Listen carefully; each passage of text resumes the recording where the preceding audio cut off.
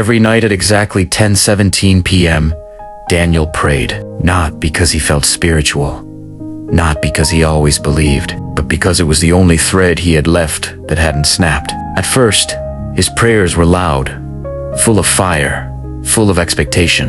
He would pace the room, hands lifted, voice shaking with hope. God, I know you hear me. God, I trust you. God, I'm waiting. But waiting has a way of wearing down even the strongest voices. Weeks turned into months. Months folded into years, and slowly, his prayers began to shrink. The pacing stopped, the lifted hands fell. The fire dimmed. Now, he just sat on the edge of his bed, elbows on his knees, whispering into the quiet.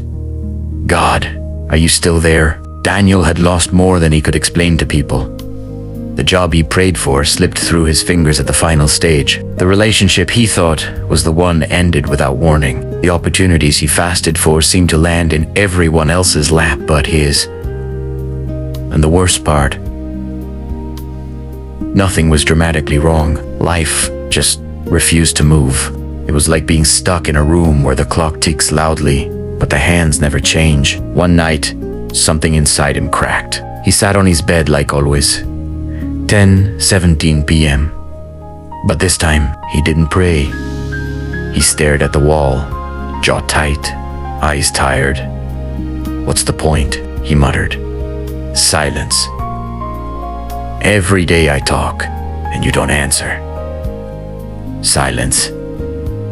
Maybe I've been talking to nothing.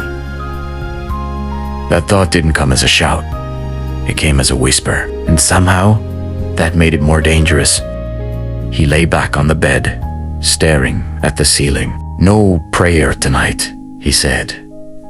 Let's see if anything changes. But as he closed his eyes, something unexpected happened. Memories began to surface. Not loud, not dramatic. Just quiet flashes. He remembered the day he almost got into a car that later crashed. He remembered the stranger who paid for his meal on a day he had exactly zero in his account. He remembered the random call from an old friend that came the exact moment he was drowning in loneliness. He remembered surviving things he never thought he would survive. Daniel sat up slowly. His chest felt heavy, not weak pain, but with something deeper. Conviction. What if he whispered? What if you have been answering? Just not the way I expected.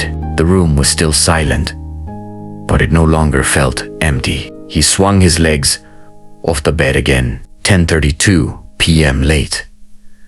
But not too late. This time, when he spoke, his voice was different. It wasn't loud. It wasn't polished. It was honest. God, I'm tired. He paused. I don't understand what you're doing. Another pause, and if I'm being real, I've been angry at you. His voice trembled slightly. But I can't deny that you've been there in ways I ignored. Tears welled up, but he didn't wipe them. So tonight, I'm not praying for answers.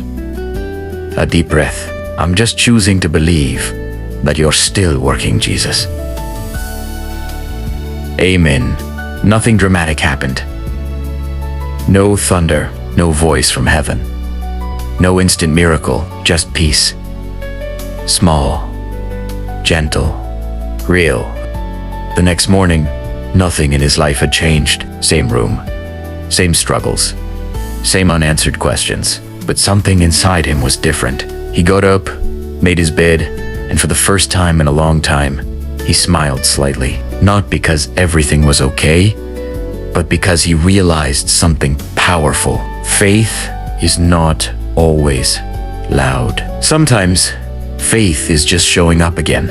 That night, at exactly 10:17 p.m., Daniel prayed, not out of habit, not out of pressure, but out of quiet trust. And though he didn't know when things would change, he knew this much was true.